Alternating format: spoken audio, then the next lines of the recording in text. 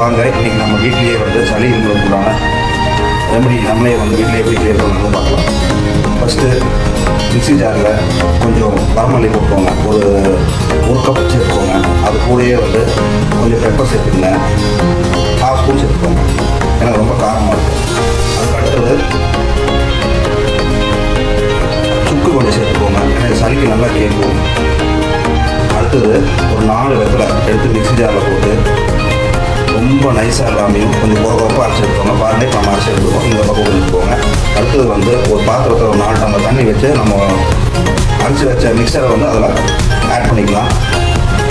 அது கூடயே வந்து ஒரு 1/2 ஸ்பூன் அதிமரம் சேர்த்துக்கோங்க, அதுவும் வந்து நல்லா சளிக்கெல்லாம் கேட்கும்.